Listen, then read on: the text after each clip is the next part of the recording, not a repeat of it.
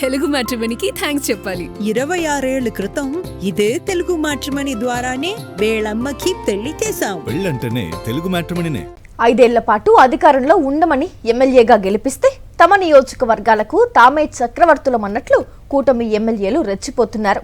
వీధి రౌడీలు, కరకు గూండాల మాదిరిగా హింసాయుత దాడులతో పేట్రేగిపోతున్నారు. ప్రభుత్వ ఉద్యోగులను సైతం చిత్తకొట్టి తమ ప్రతాపం చూపిస్తున్నారు. అలా హింసా రాజ్యాన్ని అమలు చేస్తున్న ఎమ్మెల్యేలపై ప్రభుత్వం ఎలాంటి చర్యలు తీసుకోకపోవడంతో వారు మరింతగా బరి తెగిస్తున్నారు. వీరిలో ఎక్కువ మంది టీడీపీ ఎమ్మెల్యేలే కావడం గమనార్హం. మైక్ అందితే 1.25 నీతి కబుర్లు చెప్పే 40 ఇయర్స్ ఇండస్ట్రీ చంద్రబాబు నాయుడు తమ పార్టీ నేతల దాష్టికాలపై మాత్రం ఎలాంటి చర్యలు తీసుకోవడం లేదు. దాంతో వారు బాస్ తమకి లైసెన్స్ ఇచ్చేశారని భావిస్తున్నారు. కూటమి అధికారంలోకి వచ్చింది లగాయత్తు రాష్ట్రంలో అరాచక పాలన నడుస్తోంది.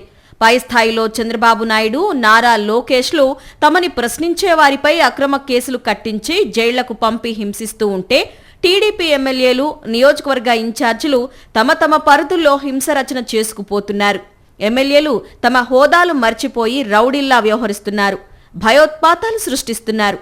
తమకు నచ్చని వారిని వేధించుకు తింటున్నారు. ఉమ్మడి కర్నూలు జిల్లా శ్రీశైలం టీడీపీ ఎమ్మెల్యే బుడ్డా రాజశేఖర్ రెడ్డి సంగతి అందరికీ తెలిసిందే.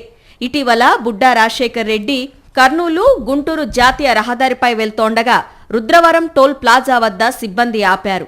అంతే, బుడ్డా అనుచరులు టోల్ ప్లాజా ఉద్యోగి మహేష్ ను బలవంతంగా పట్టుకొని కారులో ఎక్కించారు. ఎమ్మెల్యే స్వగ్రామం అయిన వేల్పనూరుకు తీసుకుపోయారు. భయభ్రాంతులైన టోల్ ప్లాజా సిబ్బంది మహేష్ తల్లిదండ్రులు వేల్పనూరు వెళ్లి ఎమ్మెల్యేని ప్రాధేయపడగా మహేష్ ను తిట్టి వదిలేశారు. అయితే ఇంత అరాచకంగా వ్యవహరించిన ఎమ్మెల్యే అనుచరులపై కానీ, ఎమ్మెల్యేపై కానీ ఎలాంటి కేసులు నమోదు కాకపోవటం విశేషం.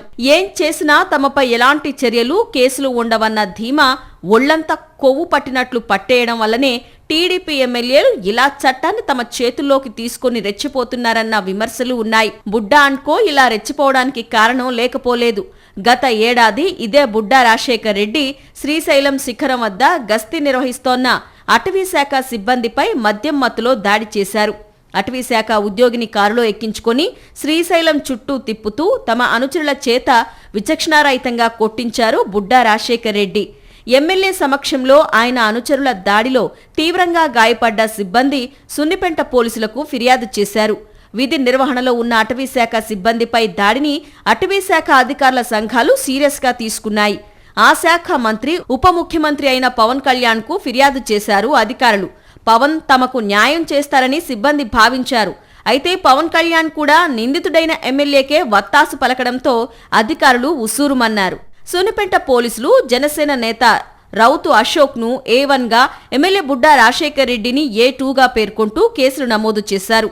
ఈ ఘటన జరిగి ఏడాది దాటినా ఇంతవరకు ఎమ్మెల్యేపై ఎలాంటి చర్యలు లేవు. ఉండవని నమ్మకం ఉండడం వల్లనే బుడ్డా అనుకో ఇప్పుడు మళ్లీ టోల్ ప్లాజా సిబ్బందిపై దాడి చేసి రెచ్చిపోయారు. కొద్ది రోజుల క్రితం అన్నమయ్య జిల్లా గండబోయినపల్లి టోల్ ప్లాజా వద్ద అనంతపురం జిల్లా కళ్యాణదుర్గం టీడీపీ ఎమ్మెల్యే అమిలినేని సురేంద్రబాబు అనుచరులు టోల్ ప్లాజాలో పనిచేస్తున్న మహిళా ఉద్యోగులను జుట్టు పట్టుకొని ఈడ్చి మరీ కొట్టారు. ఈ ఘటనపై చంద్రబాబు సీరియస్ అయ్యారంటూ ప్రభుత్వం చిన్న లీక్ ఇచ్చింది. అయితే ఈ సీరియస్నెస్ బుడ్డా రాజశేఖర్ రెడ్డి దాడులు చేసినప్పుడు ఏమైపోయింది అని విశ్లేషకులు నిలదీస్తున్నారు. కూటమి నేతలు, ఎమ్మెల్యేల గూండాగిరిని ముఖ్యమంత్రి చంద్రబాబు నాయుడు చూసి చూడనట్లు వదిలేయడం వల్లనే పచ్చనేతలు రాక్షసుల్లా వ్యవహరిస్తున్నారన్న విమర్శలు వెల్లువెత్తుతున్నాయి.